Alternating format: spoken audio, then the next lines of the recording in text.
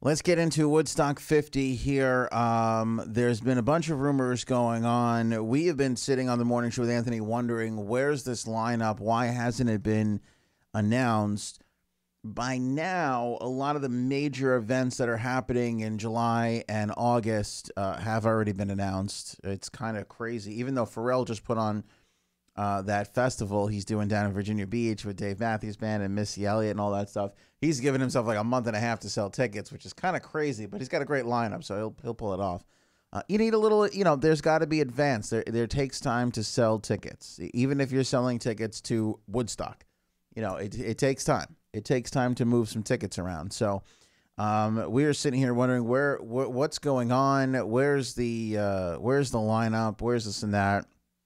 I had heard a rumbling not that long ago, and Billboard has confirmed this, that there was some issues going on, and it's Woodstock after all. I mean, I don't think Woodstock goes smoothly no matter what. No matter if it's Woodstock number 3, it's 2019 technology, it doesn't matter. I think Woodstock is Woodstock. There's going to be some issues and everything else, but we'll go over everything here, and we'll give you the lineup as far as we know it right now. There's a couple of leaks, and I have to be honest with you, it's not disappointing, the lineup. It's what was expected, I guess you would say, but it's not.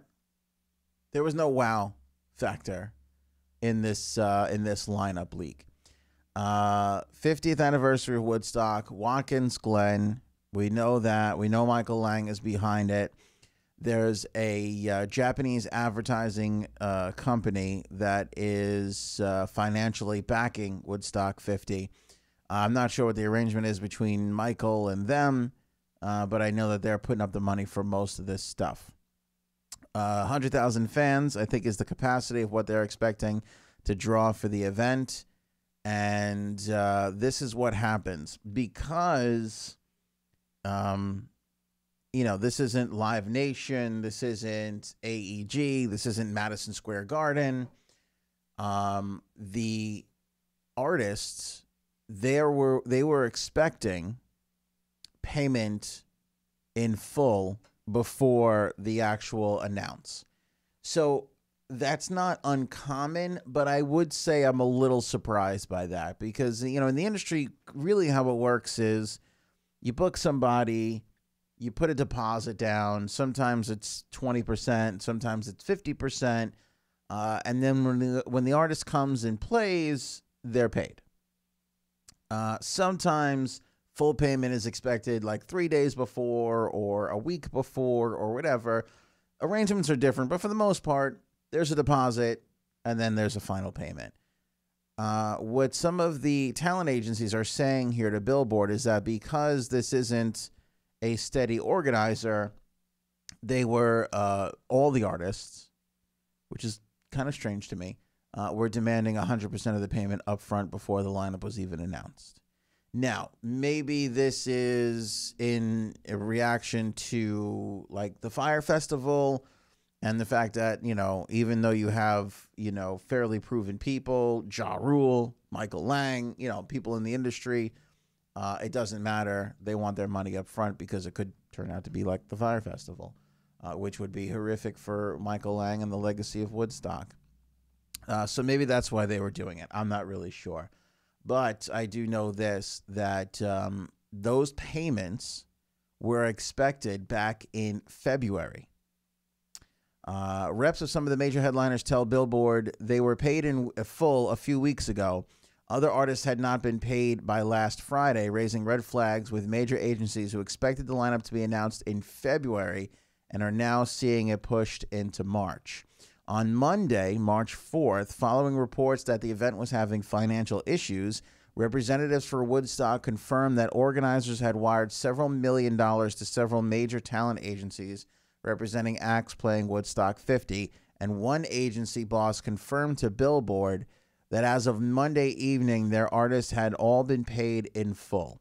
A source also confirmed to Billboard that festival organizer Superfly, which is handling the logistics of the massive camping festival, had also received full payment. Lang said in a statement to Billboard, he's been very good with communicating with the press over all of this stuff. Quote, there's been lots of rumors around Woodstock. We have excellent partners and an incredible talent lineup of over 80 artists, which we will announce in the next couple of weeks. We're preparing a once-in-a-lifetime event. With deposits now paid in full, the lineup for the festival will likely be announced in the next 2 weeks. The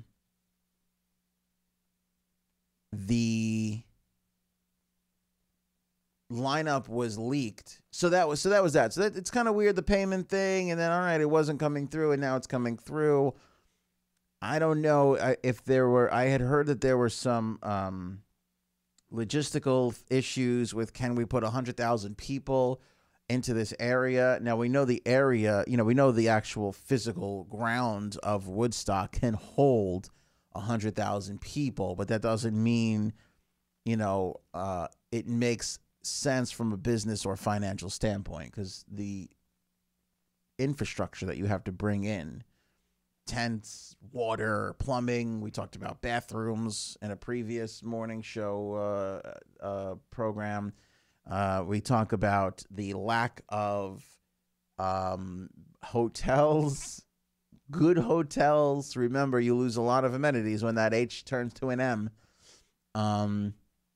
All that kind of stuff. And I think that there probably was, if I had to guess, some sort of hesitation from Dentsu, the backers, but it looks like it's going to go forward, so all good there. Billboard has learned. Artists confirmed for the festival. Dead and Company, which we expected, which is nice to have the Grateful Dead in their current lineup there. Santana. And here's the 3 newer artists: The Killers, Imagine Dragons, and Chance the Rapper. They are all confirmed to be performing at the festival. I don't want to go too extreme here, but that's not that, because there's obviously clearly, according to over 80 artists, so we clearly have roughly 80 more artists to be announced, 78, 76, whatever. But that's not wowing me. That, for me at least, is not making me think, well, I got to go upstate and stand out in the middle of a hot field, possibly get rained on, and stay at a motel somewhere. Not for the Killers, Imagine Dragons, and Chance the Rapper. And not to take any of those artists down, because I would definitely go see those artists. But that's kind of the point. I can see all those artists anywhere.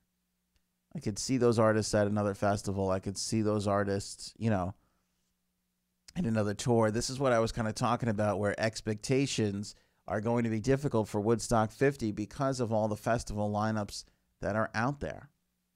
I think a lot of music fans, unfortunately, are going to look at this Woodstock lineup, and then they're going to look at New Orleans Jazz Fest, or they're going to look at Bonnaroo, and they're going to be like, man, I'll just go there instead. This doesn't seem worth it. Now, a lot of people are like, Woodstock's the brand. There's a lot of brand equity there. They're going to be like, I'm going to be at the Woodstock 50 festival no matter what. Doesn't matter who's playing. There's going to be a lot of that too. But I will say there has been some, let me go over here.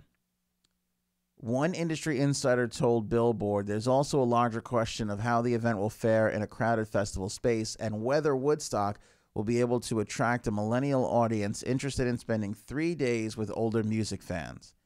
Quote, the next step is to put on sale and then see if anyone cares enough to buy tickets, end quote. Now, I don't think that millennials care about sitting in a space with older music fans. To me, that's utterly ridiculous. But I do think that millennials are a different crew of people.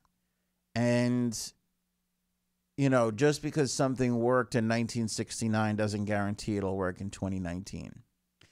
I don't know, again, the motel situation.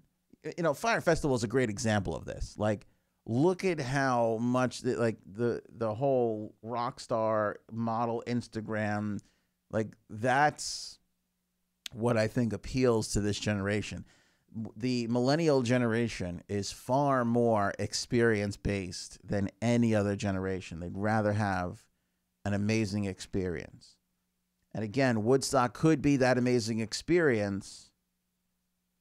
It certainly has been in the past, but I don't know if, like I said, getting rained on, slopping around in mud, sleeping in a tent, all to see the Killers with the Imagine Dragons and Dead and Company, who you could, I mean, I'm sure if you cross-reference this, they're probably 3 out of the 4 of those artists, 4 of the 5, they're probably playing another festival together somewhere else where it's a lot more comfortable and things are set up and there's infrastructure for it.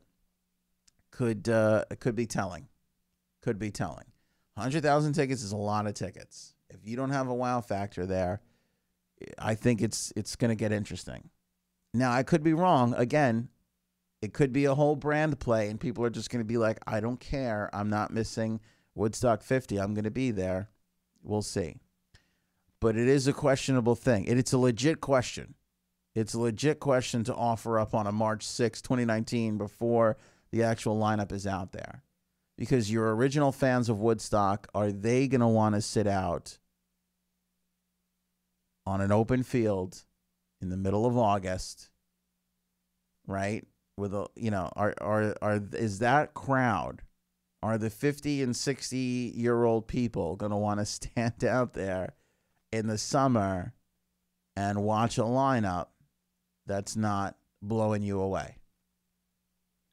Transversely, the younger crowd who probably has been to Bonnaroo or Coachella or Governor's Ball or one of the festivals, are they going to want to make that trek up there? These are all legit interesting questions, if you ask me. Some things I think are a slam dunk. This one, not so much. I'm not so much convinced. Now, the thing could go on sale. It could be an amazing line. Once we get the full lineup, we could be like, wow.